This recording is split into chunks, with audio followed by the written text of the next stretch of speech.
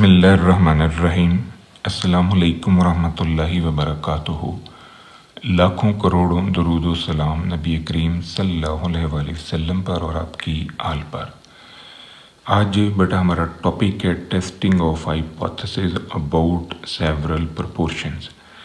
सबसे पहले हम टेस्टिंग प्रोसीजर डिस्कस करेंगे, उसके बाद फिर इससे रिलेटेड न्यूमेरिकल्स सॉल्व करेंगे। इसका जो टेस्टिंग प्रोसीजर है वो बेटा 5 स्टेप्स पर मुश्तमिल है। पहला स्टेप हमारा नल और अल्टरनेटिव हाइपोथेसिस की कंस्ट्रक्शन का है। नल हाइपोथेसिस में हम मेंशन करेंगे कि जितने भी प्रोपोर्शंस हमें दिए गए हैं वो सारे के सारे सेम हैं, यानी इक्वल आ रहे हैं। अल्टरनेटिव हाइपोथेसिस में हम शो ऑफ करेंगे कि कम से कम एक प्रोपोर्शन जो है वो डिफरेंट है, यानी at least one value of I के लिए हमारा पी आई जो है it's not equal to P I naught. Level of significance हर क्वेश्चन में हमें दिया जाएगा। अगर किसी सवाल में अल्फ़ा की वैल्यू नहीं दी जाती तो हम वहाँ पर 5% खुद से यूज़ करेंगे। ये जो लेवल ऑफ सिग्निफिकेंस है इसको हम साइज ऑफ टेस्ट भी कहते हैं, इसे डिग्री ऑफ डाउट भी कहा जाता है और इसे प्रोबेबिलिटी ऑफ टाइप 1 एरर भी कहते हैं। तीसरा हमारा स्टेप है टेस्ट स्टैटिस्टिक का। ये फार्मूला है जो हम टेस्ट स्टैटिस्टिक के तौर पे यूज़ करेंगे। ये फार्मूला जो बना है इसमें एन आई जो है ये डिफरेंट सैम्पल्स की ऑब्जर्वेशंस हैं और पी आई नॉट जो है ये हर सैम्पल के अगेंस्ट जो प्रोपोर्शन है, और ये जो एन है ये तमाम एन आईज को सम अप करके बना है। चौथा स्टेप हमारा क्रिटिकल रीजन का है। क्रिटिकल रीजन में हमने नोटिस करना है कि क्या हमारी जो कैलकुलेटेड वैल्यू है वो टैबुलेटेड वैल्यू से बड़ी है या छोटी है। अगर हमारी ये कैलकुलेटेड वैल्यू इस टेबल की वैल्यू से बड़ी हुई तो ये कंडीशन हमारी पूरी हो जाएगी। इक्वल हुई तब भी कंडीशन पूरी होगी। तो हमारा ये जो टेस्ट स्टैटिस्टिक का आंसर है ये फिर इस शेडेड एरिया में गिरेगा। इस शेडेड एरिया को हम सी आर कहते हैं, क्रिटिकल रीजन, और ये जो वाइट पोर्शन है इसे हम ए आर कहते हैं, एक्सेप्टेंस रीजन।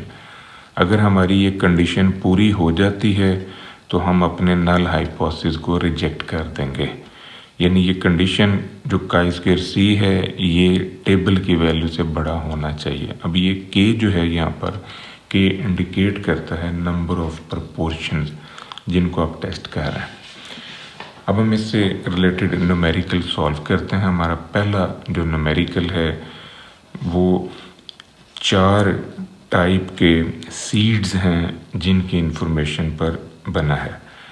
4 टाइप्स के सीड हैं, उनमें जो रेशो गिवन है 9:3:3:1, और ये सैंपल की जो ऑब्जर्वेशंस हैं ये चल रही हैं जिनमें ये रेशो हमने ऑब्ज़र्व करनी है। तो हम ये P1, P2, P3, P4 बना सकते हैं। इन सब को सम अप करेंगे तो आंसर आ रहा है 16। 9 को 16 पे डिवाइड किया, 3 को 16 पे डिवाइड किया, फिर इस 3 को 16 पे डिवाइड किया, इस 1 को 16 पे डिवाइड किया। ये 4 हमारे पास प्रोपोर्शन आ गए। अल्टरनेटिव हाइपोथेसिस हम लिखते हैं कि इन चारों में से कम एक जो है वो इक्वल नहीं है। तो लेवल ऑफ सिग्निफिकेंस जो है ये 5% हम यूज़ कर रहे हैं। अब हम आते हैं टेस्ट स्टैटिस्टिक में, तो ये हमारे पास एन आई की वैल्यूज़ हैं। टेस्ट स्टैटिस्टिक में ये हमारा फार्मूला है। इस फार्मूले के मुताबिक हमने वैल्यूज़ अरेंज करनी है। एन आई जो है ये आ गया, पी आई हमने निकाल लिया। इन सभी एन आईज को सम अप करें तो ये 556 है। हर पी आई की वैल्यू को हम 56 से हम मल्टीप्लाई करेंगे तो ये हमारे पास एन पी आई का कॉलम खुल जाएगा। आपने चेक करना है कि ये जो एन पी आई का कॉलम है इसका सम और यहाँ से एन आई का सम ये दोनों बराबर होने चाहिए। ये हमारा पहला चेक है कि हम यहाँ तक क्वेश्चन को ठीक लेके चल रहे हैं। अब हमने इस एन आई की वैल्यू में से इसके अगेंस्ट जो एन पी आई की वैल्यू है उसको माइनस करना है। जो रिज़ल्ट आएगा उसका हम स्क्वायर लेंगे, देन एन पी आई की वैल्यू पे डिवाइड कर देंगे। ये कॉलम हमारे पास खुलने लग जाएगा। ये हमारा रिजल्टेंट आंसर है जो काई स्क्वायर का है, यानी टेस्ट स्टेटिस्टिक का जो आंसर है वो ये हमारे पास आ गया। अब हमने आना है क्रिटिकल रीजन में। तो क्रिटिकल रीजन में हम टेबल की वैल्यू जो है वो इस फार्मूले से निकालेंगे। यहाँ पर k जो है ये नंबर ऑफ प्रपोर्शंस हैं, तो 4 प्रपोर्शंस हम टेस्ट कर रहे हैं, तो k की वैल्यू हमारे पास है 4।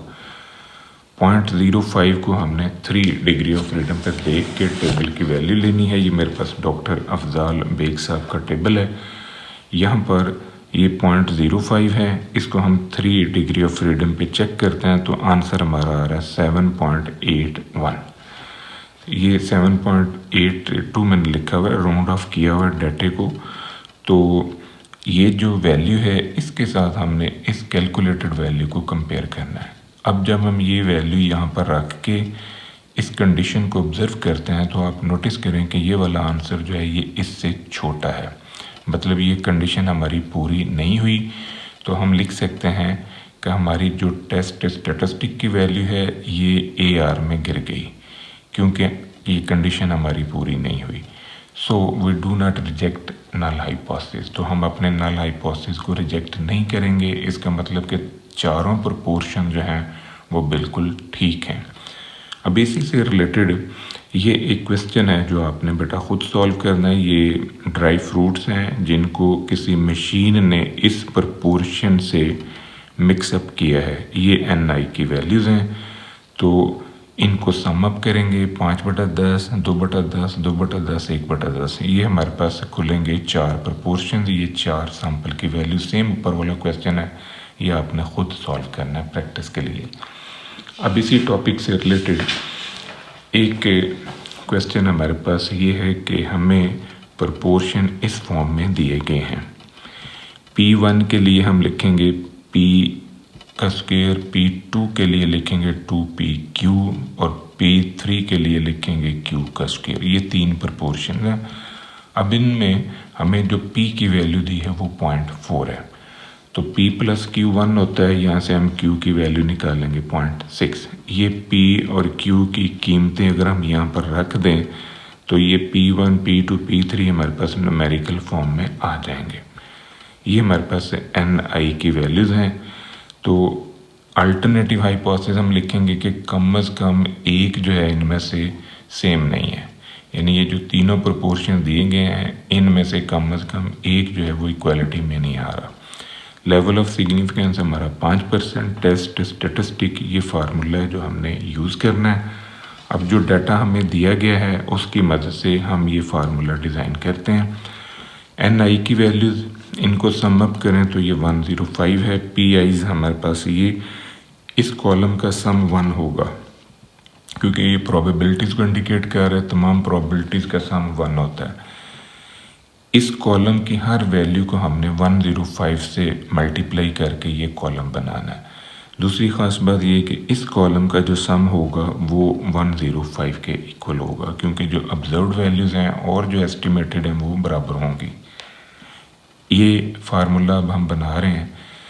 9 में से 16.8 निकालेंगे, उसका स्क्वायर लेंगे, फिर डिवाइड करेंगे 16.8 पे, तो ये कॉलम खुलने लग जाएगा। ये हमारा रिक्वायर्ड आंसर है जो इस टेस्ट स्टेटिस्टिक की मदद से हमने बनाया। अब हमने आना है क्रिटिकल रीजन में। तो क्रिटिकल रीजन में K की वैल्यू हमारे पास है 3, क्योंकि 3 प्रोपोर्शंस हैं जो हम टेस्ट कर रहे हैं। तो ये वाली वैल्यू अब हमने काई स्क्वायर के टेबल से ली है।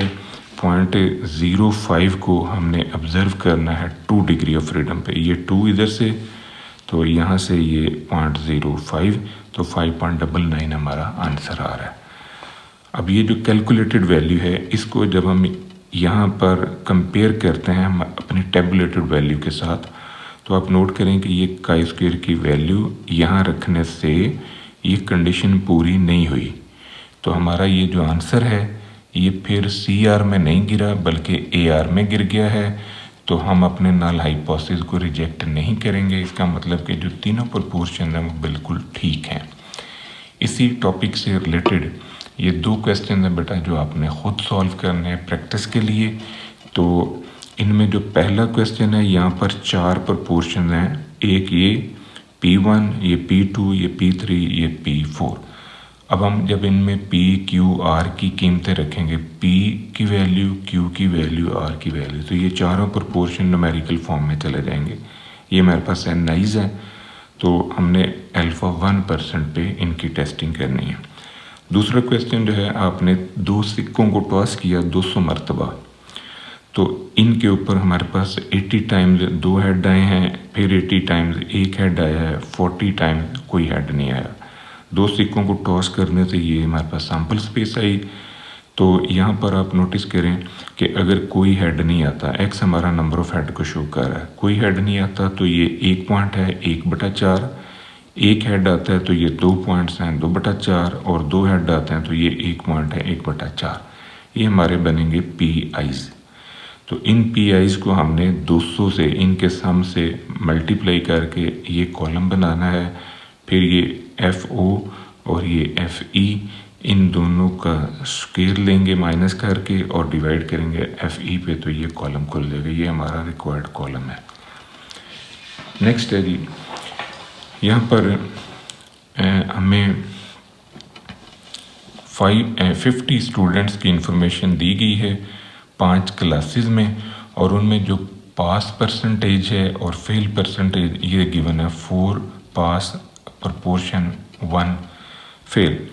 अब अल्फ़ा 5 के ऊपर हमने इसे टेस्ट करना है, तो हम यहाँ पर पास के लिए प्रोपोर्शन बना सकते हैं 4/5। इनको सम अप करें, 5 आया, 4/5, और फेल के लिए 1/5। ये दो हमने हाइपोथेसिस में प्रोपोर्शन लिख लिए।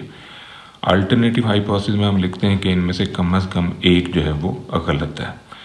तो अब आप नोटिस करें कि हर क्लास के अंदर जो नंबर ऑफ़ स्टूडेंट्स हैं वो 50 हैं। इनको सम अप करके देखें, हर एक में 50 आ रहा है। तो हमने ये जो टेस्ट स्टैटिस्टिक का फार्मूला है, ये अब कैसे बनाना है, ये मेन पॉइंट है। ये जितने बच्चे हमारे पास हैं उनको अलग लिख लेंगे, जितने फेल हैं उनको अलग लिखेंगे, और फिर ये PI की वैल्यूज़ बनाएंगे। आप नोटिस करें कि ये हमारे पास पास स्टूडेंट हैं, तो इनका जो प्रोपोर्शन है वो 4/5 आ रहा है, और ये फेल स्टूडेंट हैं, इनका प्रोपोर्शन 1/5 आ रहा है। अब इस P को भी हमने 50 से मल्टीप्लाई करना है, तो ये 40 आ गया। इसको भी, ये जितने पास हैं सारों में बच्चों की तादाद जो है वो 50 है, तो हर एक को आपने 50 से ज़रब देनी है। इसमें भी जो फेल हुए हैं उनमें भी क्लास में टोटल बच्चे जो हैं वो 50 थे, तो सबको आपने 50 से मल्टीप्लाई करना है, तो ये कॉलम हमारा खुल रहा है। अब ये NI में से NPI निकालेंगे, उसका स्क्वायर लेंगे डिवाइड बाय NPI, ये कॉलम हमारा आ गया। ये हमारा रिजल्टेंट कॉलम है। अब हमने क्रिटिकल रीजन में जाना है, तो क्रिटिकल रीजन में chi square alpha K-1, K हमारे पास नंबर ऑफ़ क्लासेस हैं, 5 क्लासेस की इंफॉर्मेशन है टोटल, तो यहाँ पर 5-1 ये वैल्यू हमें टेबल से मिलेगी। 4 डिग्री ऑफ फ्रीडम पे हमने ये वैल्यू देखनी है, तो यहाँ से 4 अटैच करें और यहाँ से 0.05, ये 9.49 वैल्यू आ रही है। तो अब इस वैल्यू को इससे कंपेयर करें, तो ये वाली जो वैल्यू है, ये जब हम यहाँ पर रख के इससे ऑब्ज़र्व करते हैं, तो ये वाला आंसर जो है, ये कंडीशन हमारी पूरी नहीं हो रही। इट मीन्स कि आपकी ये वाली वैल्यू जो है ये CR में नहीं जा रही, बल्कि ये ये CR में चली गई, क्योंकि ये 11 है, ये बड़ी वैल्यू है। इससे हमारा जो कैलकुलेटेड आंसर है वो CR में चला गया। CR में जाने की वजह से हम अपने नल हाइपोथेसिस को रिजेक्ट करते हैं। इसका मतलब कि जो प्रोपोर्शन उन्होंने दिया गया है वो ठीक नहीं है। तो अब यही क्वेश्चन जो है ना, ये यहाँ पर मैंने प्रैक्टिस के लिए आपको दिया है 7 क्लासेस के हवाले से, और ये इनमें प्रोपोर्शन आ रहा है। इसमें जो आपको नंबर ऑफ़ स्टूडेंट्स दिए गए हैं हर क्लास के अंदर वो 60 हैं। ऊपर वाले क्वेश्चन में 50 थे, अब यहाँ पर तमाम स्टूडेंट्स जो हैं पर क्लास वो 60 हैं। P1 हमारे पास होगा 5/6 और P2 होगा 1/6। सेम ऊपर वाला ही क्वेश्चन है। नेक्स्ट है G, a pair of dice rolled 360 time. आपने लूडो के 2 दानों को 360 टाइम टॉस किया, और 74 टाइम 7 आ रहा है, यानी जो सम आता है दो दानों का वो 74 टाइम ऐसा हुआ कि 7 आया। 24 टाइम उनका जो सम है वो 11 आता है। तो हमने टेस्ट करना है कि लूडो का दाना फेयर है। तो अब आप नोटिस करें कि जो लूडो के दो दाने आपने टॉस किए हैं उसकी वजह से हमारे पास जो सैम्पल स्पेस बना है वो ये 36 पॉइंट्स का है। अब ये 36 पॉइंट्स कैसे बने हैं? 6 की पावर 2 में से 1 कम करेंगे तो 6 की पावर 1 मतलब 6। आपने पहली वैल्यू को देखना है। मैंने 1 को 6 दफ़ा लिखा, 2 को 6 दफ़ा, 3 को, 4 को, 5 को, 6 को 6 दफ़ा पहले लिखा। फिर 6 की पावर 2 में से 2 कम करेंगे, 6 की पावर 0 आया। 6 की पावर 0 मतलब 1। तो मैंने हर नंबर को फिर दूसरी लाइन में देखें एक एक दफ़ा लिखा, 1 2 3 4 5 6, 1 2 3 4 5 6 एंड सो ऑन, 1 2 3 4 5 6। ये 36 पॉइंट्स मेरे पास बन गए। जब हम इनको सम अप करते हैं इन पॉइंट्स को तो हमें सम मिलता है, यानी 2 जमा 2 4 है, 3 जमा 4 7 है, 6 जमा 6 12 है। अब सवाल ये है कि 74 मरतबा सम जो है वो 7 आ रहा है। तो अब हमने वो पॉइंट्स ढूंढने हैं यहाँ पर जिनका सम 7 आता है। तो आप नोट करें ये डायगोनल के अंदर जो वैल्यूज पड़ी हुई हैं इनका सम 7 आ रहा है। तो ये 6 पॉइंट्स हैं, यानी सम ऑफ अपर फेसेस जो है 7 आने के 6 पॉइंट्स हैं। तो प्रोबेबिलिटी बनेगी 6/36। Favourable cases over total. Sum इनका 11 आता है। तो ये 2 पॉइंट्स हैं जब सम 11 बनता है, यानी इन दोनों को जमा करें 6 जमा 5 या 5 जमा 6 तो आपको सम 11 मिलता है। तो इसकी प्रोबेबिलिटी बनेगी 2/36। अब इनके अलावा तीसरी कैटेगरी हम खुद बना रहे हैं कि जब इन दो के अलावा कोई सम आया तो टोटल प्रोबेबिलिटी 1 है। 1 में से ये 2 प्रोबेबिलिटीज हम माइनस करेंगे तो ये तीसरा प्रोपोर्शन हमारे पास आ जाएगा 28/36। अब ये तीनों प्रोपोर्शन जो हैं इनकी हमने करनी है टेस्टिंग।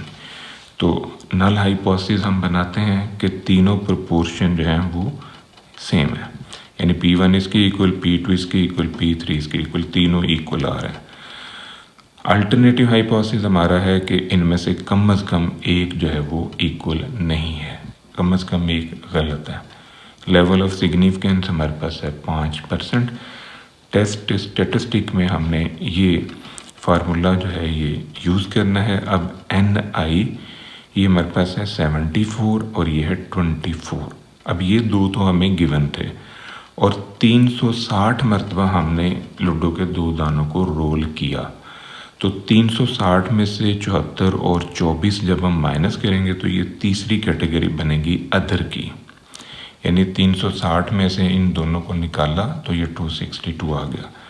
इसकी प्रोबेबिलिटी 24 के अगेंस्ट प्रोबेबिलिटी और 262 के अगेंस्ट प्रोबेबिलिटी, ये हमने प्रोबेबिलिटी जो है यहाँ पर निकाली हुई है। ये सम 7 की है, ये सम 11 की और ये अदर्स की। ये तीनों पीस जो हैं इनको आप सम अप करके देखें तो आपका टोटल आंसर 1 आ रहा है। अब इस कॉलम को हमने 360 से मल्टीप्लाई किया तो ये NPI का कॉलम खुल गया। अब 74 में से 60 निकालेंगे, जो डिफरेंस आएगा उसका लेंगे स्क्वायर और 60 पे डिवाइड करेंगे तो ये आंसर आएगा। इसी तरह 24 में से 20 निकाला, 4 का स्क्वायर लिया, फिर उस स्क्वायर को 20 पे डिवाइड किया, ये आंसर। 262 में से 280 निकाला, जो आंसर आया उसका स्क्वायर लिया और स्क्वायर लेने के बाद 280 पे डिवाइड किया तो ये आंसर। इनको सम अप कर लें, ये हमारा रिक्वायर्ड आंसर है जो इस टेस्ट स्टैटिस्टिक का निकला। अब हमने आना है क्रिटिकल रीजन में। तो क्रिटिकल रीजन में के हमारे पास है 3, क्योंकि 3 प्रोपोर्शंस हैं जिनको हम टेस्ट कर रहे हैं। तो 0.05 को हमने 2 डिग्री ऑफ फ्रीडम पे देखना है। तो इस पे हमारे पास जो वैल्यू आ रही है ये 2 डिग्री ऑफ फ्रीडम इधर से और इधर से 0.05 5.99 हमारा आंसर आ रहा है। तो अब ये जो कैलकुलेटेड वैल्यू है जब हम यहाँ पर रखते हैं तो ये कैलकुलेटेड वैल्यू इससे छोटी है। ये कंडीशन हमारी पूरी नहीं हुई। तो हम ये कह सकते हैं कि जो काई स्क्वायर है वो AR में चला गया एक्सेप्टेंस रीजन में। एक्सेप्टेंस रीजन में आने की वजह से हम अपने नल हाइपोथेसिस को रिजेक्ट नहीं करेंगे, हम उसे एक्सेप्ट कर लेंगे। अब इसी टॉपिक से रिलेटेड बेटा ये कुछ क्वेश्चंस हैं, ये मैंने प्रैक्टिस के लिए लिखे हैं। तो इन सारे क्वेश्चंस को सॉल्व करने की ज़रूरत नहीं है, आप इनमें से कोई से 2 या 3 कर लें, लेकिन ये कि पढ़ें सारे क्वेश्चन को पढ़ें और अपने माइंड के अंदर इनसे रिलेटेड हाइपोथेसिस डिज़ाइन करें। इनमें जो सबसे टेक्निकल क्वेश्चन है जिसमें अक्सर बच्चे गलती करते हैं और ये क्वेश्चन पेपर में भी बड़ी दफ़ा आया है, वो ये लास्ट क्वेश्चन है। यहाँ पर हमें मंथ वाइज बर्थ की इंफॉर्मेशन जो है ये दी गई है और इसमें सीजनैलिटी को हमने ऑब्ज़र्व करना है। जो बच्चे हाइपोथेसिस यहाँ पर बना के आते हैं जो कि गलत होता है, वो ये बनाते हैं कि 12 के 12 महीनों में जो बर्थ प्रोपोर्शन है वो सेम है, तो PI की जगह पर सारे 1/12 लिख के आते हैं, क्योंकि 12 महीने हैं तो हर महीने के अगेंस्ट जो PI की वैल्यूज खुलती हैं वो 1/12 है। ये कॉन्सेप्ट बेटा गलत है। उसकी रीज़न ये है कि हर महीने के अंदर जो नंबर ऑफ़ डेज़ हैं वो बराबर नहीं है। अगर नंबर ऑफ़ डेज़ हर महीने में बराबर होते तो फिर आपका 1/12 का कॉन्सेप्ट ठीक था। अब चूँकि हर महीने में नंबर ऑफ़ डेज़ यूनिफॉर्म नहीं है तो इस वजह से हम फिर इनको इस फॉर्म में लिखेंगे, जनवरी के अगेंस्ट, फरवरी and March and so on, दिसंबर के अगेंस्ट। अब इन सारे नंबर ऑफ़ डेज़ को हम सम अप कर लेते हैं तो हमारे पास आता है 365। तो अगर ये लीप ईयर होगा यानी 29 यहाँ पर होंगे तो फिर यहाँ टोटल बनेगा 366। ये ज़हन में रखिएगा, क्योंकि अगर मैंने ये 28 वाला लिया है, अगर ये लीप ईयर होता 29 वाला होता फरवरी तो फिर 366 पे मैंने डिवाइड करना था। अब यहाँ पर मैं हर नंबर को 365 पे डिवाइड करके ये प्रपोर्शन बना रहा हूँ, ये हमारा खुलेगा PI का आंसर। अब हमने इस PIs के आंसर्स को मल्टीप्लाई करना है n के साथ। तो n क्या है? n हमारे पास इन सारी बर्थ्स का सम है जो कि 6 लाख होगा। तो हर PI की वैल्यू को 6 लाख से ज़रब दे के हम एक NPI का कॉलम बनाएंगे, फिर बाकी वही फार्मूला हमने यूज़ करना है। ये था बेटा आज का हमारा टॉपिक। दुआ में याद रखिएगा। इंशाल्लाह अगली वीडियो के साथ फिर हाजिर होंगे। फ़ी अमान अल्लाह।